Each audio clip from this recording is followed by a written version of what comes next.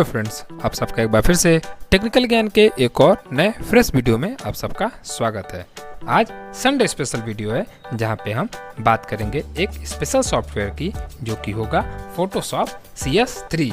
आइए जानते हैं इसके बारे में, इसके टूल के बारे में। सबसे पहले ये इंटरफेस जो आपको स्क्रीन पे नज़र आ रहा है इसके बारे में कुछ जानकारी देते हैं, जिनमें सबसे ऊपर दिखने वाला आपको बार टाइटल बार के नाम से जाना जाता है, जहां पे आपको PS फोटोशॉप का लोगो, फोटोशॉप की ब्रांडिंग और उसके साथ ही साथ आखिरी राइट साइड में मिनिमाइज, मैक्सिमाइज और क्लोज जैसे 3 ऑप्शन देखने को मिलते हैं। बात करें एक करके इनकी, तो मिनिमाइज का कार्य होता है एप्लीकेशन को कुछ समय के लिए डेस्कटॉप पर से हटाना, मैक्सिमाइज का कार्य होता है डेस्कटॉप पे सॉफ्टवेयर को एडजस्ट करना, और आखिरी में होता है क्लोज टूल जिसका इस्तेमाल करके, क्लोज ऑप्शन जिसका इस्तेमाल करके आप एप्लीकेशन को बंद कर सकते हैं। इसके बाद बात करें सेकेंड ऑप्शन की, जो होता है आपका मेन्यू बार, जहाँ पे ढेर सारे मेन्यू आपको देखने को मिलते हैं। इसके बाद इसका टूल बार सबसे आखिरी में लेफ्ट साइड में होता है, जो कि ये आप देख पा रहे हैं अभी स्क्रीन पे ट्रेवलिंग कर रहा है। ये आप इसका इस्तेमाल करके आप आसानी से अपने काम को आसान कर सकते हैं, जिसके बारे में हम आज बात करने वाले हैं। और इनमें जिस भी ऑप्शन को आप सेलेक्ट करेंगे उससे संबंधित जानकारी आपको मेन्यू बार के ठीक नीचे देखने को मिलेगी। और ये आपका ग्रे कलर का दिखने वाला एरिया, ये आपका वर्किंग एरिया होता है जहाँ पे आप कार्य करते हैं। तो सबसे पहले हम इनके ऑप्शन को बताएं, उससे पहले हम किसी एक फोटो को सेलेक्ट कर लेते हैं इनके बारे में जानने के लिए। तो हम फोटो को सेलेक्ट करने के लिए फाइल मेन्यू का इस्तेमाल करेंगे, जहां पे हम ओपन ऑप्शन का इस्तेमाल करेंगे। ओपन ऑप्शन की शॉर्टकट की कंट्रोल O होती है, तो आप यहां से भी ऐसे डायरेक्ट ओपन हो सकते हैं, या फिर आप कंट्रोल के साथ O का जब इस्तेमाल करेंगे तब भी आपको वैसा ऑप्शन देखने को मिलेगा। इसके बाद आप एक किसी फोटो को स्क्रीन पे लेते आएंगे, जिस पर हम प्रैक्टिकली यूज करेंगे इन सारे टूल्स का और इनका इस्तेमाल आपको बताएंगे। तभी आप स्क्रीन पे देख पा रहे होंगे कि आपको टेक्निकल ज्ञान का संडे स्पेशल वाला आपको बैनर देखने को मिल रहा है। इस पे हम सारे प्रैक्टिकल करेंगे आज के। तो चलिए शुरू करते हैं, एक एक करके बताते हैं। सबसे पहला जो टूल होता है वो आपका मर्क्यूरी टूल के नाम से जाना जाता है, जिसकी शॉर्ट की M होती है। यानी आप माउस की सहायता से, माउस की कर्सर की सहायता से आप उसे सेलेक्ट कर सकते हैं, या फिर आप कीबोर्ड में M प्रेस करेंगे तो आप देख पा रहे होंगे कि वो ऑप्शन आपका सेलेक्ट हो गया। और जैसा हमने बताया था कि जैसे ही आप टूल बार में किसी भी ऑप्शन को सेलेक्ट करेंगे तो फाइल मेन्यू के ठीक नीचे उससे रिलेटेड सारी जानकारी आपको देखने को मिल जाएगी। अब बात करें इसके बारे में, तो मर्क्यूरी टूल जो होता है ये किसी एक शेप में आपके ऑब्जेक्ट को, फोटो को या किसी बैनर को आप जब बना रहे हैं उसी रूप में सेलेक्ट करने का कार्य करता है। इसके में 3 ऑप्शन दिए गए होते हैं, 3-4 ऑप्शन होते हैं, जिसको जानने के लिए आपको माउस के राइट बटन का इस्तेमाल करना होता है। जब आप देख पा रहे हैं एक नया ऑप्शन खुल गया जिसमें आप कुछ अलग अलग शेप देख पा रहे होंगे। जैसे यहाँ पे हम एक अलग शेप लेकर के इस तरह देखिए आप इसे सेलेक्ट कर सकते हैं, या फिर अगर हम इसे बदल दें, रेक्टेंगल कर दें, तो देख सकते हैं आप इसका शेप जो है वो क्या हो गया, आसानी से बदल गया। तो ये कार्य होता है आपका मर्क्यूरी टूल का। उम्मीद है आपको ये जानकारी अच्छे से समझ में आ रही होगी, वीडियो को ध्यान से देखिएगा। अब बात करते हैं अपने अगले टूल की, जो होता है मूव टूल। मूव टूल जिसकी शॉर्ट की V होती है, जिसका इस्तेमाल करने के लिए आप जब किसी मर्क्यूरी टूल से किसी भी हिस्से को सेलेक्ट किए रहते हैं तो मूव टूल के इस्तेमाल से आप उसे एक स्थान से दूसरे स्थान पे लेकर के जा सकते हैं। तो ये कार्य होता है आपका मूव टूल का। इसके बाद चले अपने अगले टूल पे, जो कि होता है लासो टूल। लासो टूल जिसकी शॉर्टकट की आपकी L होती है, यानी कीबोर्ड में आप L का इस्तेमाल करके उस ऑप्शन को सिलेक्ट कर सकते हैं। इसके अंदर भी आपको 3 ऑप्शन देखने को मिलेंगे। पहला होता है लासो टूल, उसके बाद होता है पॉलीगोनल लासो टूल, उसके बाद मैग्नेटिक लासो टूल।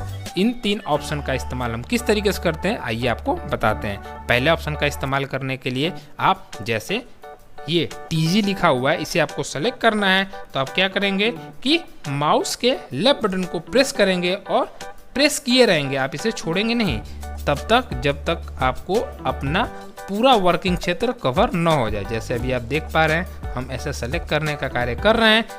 जैसे ही हम इसे छोड़ेंगे आप वो एरिया जितना हमने उस कर्सर को वहाँ घुमाया है उतना एरिया आपका सेलेक्ट हो जाएगा, जैसा कि आप देख पा रहे हैं। ये होता है पहले ऑप्शन का कार्य। बात करें इसके दूसरे ऑप्शन की, तो इसका इस्तेमाल होता है कि आपको जब किसी एरिया से कार्य शुरू करते हैं तो आपको जहाँ जहाँ पे कर्सर को मूव कराना होता है वहाँ पे आप इसका इस्तेमाल करते हैं, क्लिक करते हैं। क्लिक करने के बाद वो अपने स्थान को सेलेक्ट करते चला जाता है, कुछ इस प्रकार से जैसा आप स्क्रीन पे देख पा रहे हैं। और आखिरी में आप अपने प्रारंभिक स्थान पर आकर फिर जब लेफ्ट बटन को क्लिक करते हैं तो आपका वो हिस्सा सेलेक्ट हो जाता है। उसके बाद एक आखिरी ऑप्शन होता है जो कि होता है मैग्नेटिक।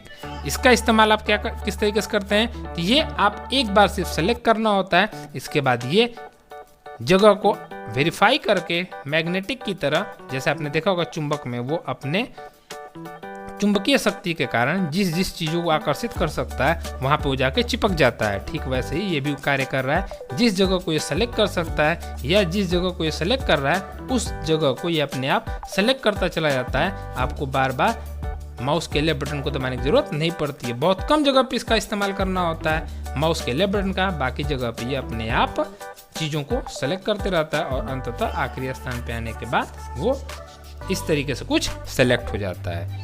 इसके बाद बात करें अपने अगले ऑप्शन की, जो कि होता है आपका क्विक सिलेक्शन टूल बार। इसका इस्तेमाल आप करेंगे उससे पहले जान लें क्विक सिलेक्शन की शॉर्टकट की W होती है, यानी कीबोर्ड में आप W का इस्तेमाल करके उस ऑप्शन को सिलेक्ट कर सकते हैं। यह किसी विशेष स्थान को, किसी विशेष आकृति को एक बार में सेलेक्ट करने का कार्य करता है। जैसे कि आप स्क्रीन पे देख पा रहे हैं हमने टी को सेलेक्ट किया जो कि एक विशेष कलर से था, इसलिए इसने उस पूरे कलर को एक ही बार में सेलेक्ट कर लिया। फिर हम अलग दूसरे जगह पे जाएंगे, वहाँ पे जी वाले ऑप्शन को सेलेक्ट करना था तो हमने जी वाले ऑप्शन को सेलेक्ट कर लिया।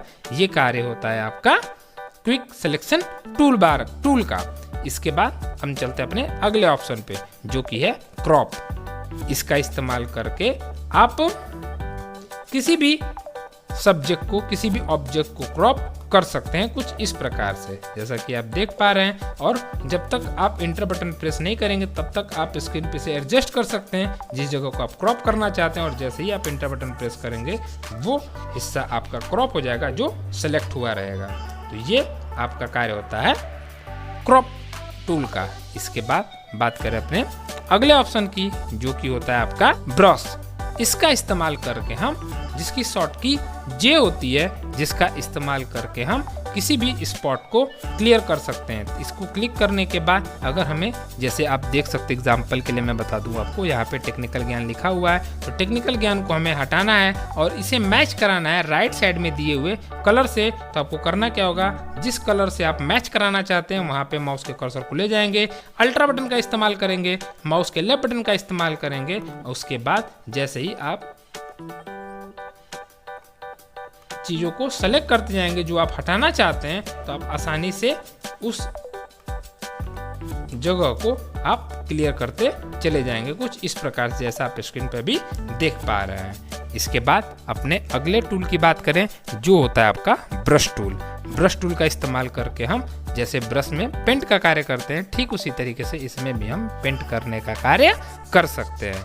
ये होता है हमारे ब्रश टूल का कार्य। इसके बाद चले अपने अगले टूल पे जो होता है क्लोन स्टम्प टूल, जिसकी शॉर्टकट की यस होती है, यानी कीबोर्ड में आप यस प्रेस करके इस ऑप्शन को एक्टिवेट कर सकते हैं। ये आपका क्लोन बनाने का कार्य करता है। जैसे आपको किसी जगह का क्लोन बनाना हो तो आप उस जगह को सेलेक्ट कर लेंगे अल्ट्रा की सहायता से, और उसके बाद जब आपको जिस जगह का क्लोन बनाना है वहाँ पे ले आकर माउस के लेफ्ट बटन को दबा करके स्क्रीन पे स्वाइप करते रहेंगे तो वो उस जगह का क्लोन बनाते चला जाएगा। तो ये कार्य होता है आपका क्लोन स्टम्प का। इसके बाद बात करें अपने अगले ऑप्शन की, वो होता है स्टोरी ब्रश टूल। ये आपका, जैसे आपने ब्रश में ब्रश था जिसका आप इस्तेमाल करके चीज़ों को पेंट कर ले रहे थे, इसका आप इस्तेमाल करके उन पेंट के कलर को आप हटा सकते हैं या यूँ कहें मिटा सकते हैं। कुछ इस प्रकार से जैसा अभी आप स्क्रीन पे देख पा रहे हैं, हमने अब तक जितना पेंट किया या इरेज करके हटाया था, हम पुनः उस चीज़ों को दोबारा प्राप्त कर सकते हैं। इसके बाद चले अपने अगले ऑप्शन पे, जो कि होता है आपका इरेजर टूल बार। इसका इस्तेमाल करके, जिसकी शॉर्टकट की ई होती है, इसका इस्तेमाल करके आप किसी भी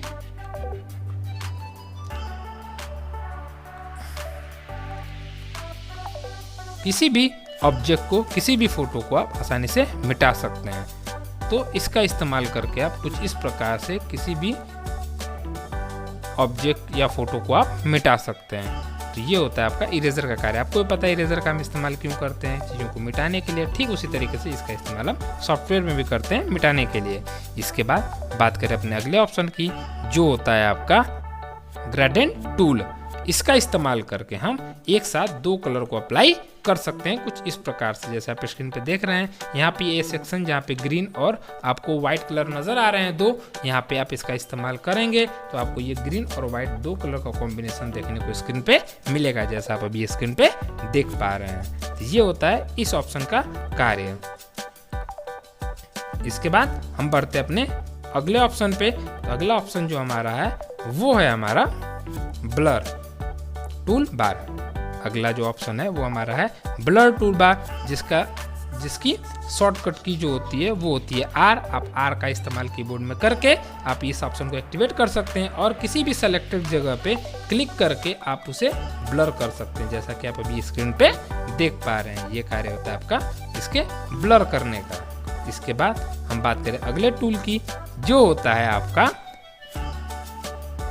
डॉट के टूल।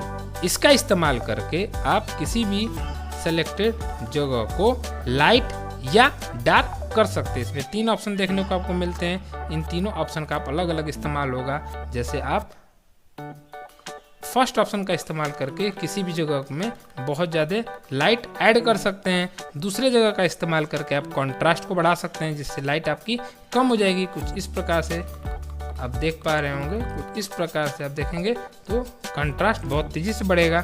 तो इस तरीके से इसका इस्तेमाल आप कर सकते हैं। इसके बाद चलें अगले ऑप्शन पे, जो होता है हमारा हॉरिजॉन्टल टाइप टूल बार। इसका इस्तेमाल करके आप हॉरिजॉन्टल किसी भी चीज़ में टाइपिंग कर सकते हैं। जैसे अभी आपको ये स्क्रीन पे जो संडे स्पेशल लिखा हुआ दिखाई दे रहा है, इसी ऑप्शन का इस्तेमाल करके हमने लिखा था। तो इस तरीके से कुछ भी आप टाइपिंग कर सकते हैं। इसके बाद बात करें अपने अगले ऑप्शन की, जो कि है हमारा रेक्टेंगल टूल, जिसकी शॉर्टकट की यू होती है। आप यू का इस्तेमाल करके इसे सेलेक्ट कर सकते हैं और आप देख पाएंगे कि इससे आप इसमें दिए जाने वाले अलग अलग रेक्टेंगल को सेलेक्ट करके आप उसे सेलेक्ट कर सकते हैं। और यहाँ ऊपर आप मेन्यू बार के नीचे यहाँ आखिरी में set colour for new layer पे आप जा करके आप आसानी से उसके कलर को भी आसानी से बदल सकते हैं।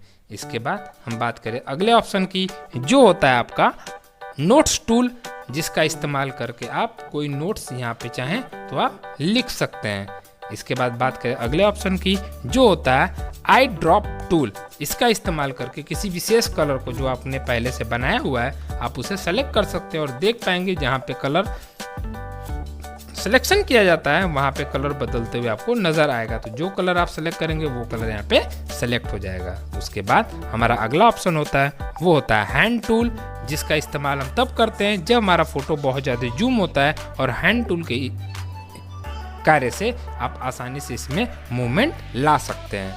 इसके बाद अगला ऑप्शन होता है जूम का, जिसका इस्तेमाल करके आप फोटो को जूम कर सकते हैं। इसके नीचे आपको कलर बॉक्स दिखाई देते हैं, जहाँ पे आप दो अलग अलग कलर को एक साथ सेलेक्ट करके रख सकते हैं ताकि आप आसानी से इनका इस्तेमाल कर सकें। ये कुछ बेसिक टूल्स थे जिनका इस्तेमाल आप जनरली फोटोशॉप में करते हैं। इसके अलावा और बाकी सारी चीज़ें डिटेल में आपको आगे देखने को मिलेंगी, क्योंकि एक ही वीडियो में इन सब चीज़ों को अच्छे से कवर नहीं किया जा सकता। हमने सिर्फ आपको उन्हीं टूल्स के बारे में बताया जिनका बेसिकली आप इस्तेमाल करते हैं। तो आज की जानकारी आपको कैसी लगी हमें ज़रूर बताइएगा। मिलते हैं अगले वीडियो में एक और नए जानकारी के साथ। तब तक के लिए आप सभी का बहुत बहुत धन्यवाद। घर पे रहें, सुरक्षित रहें।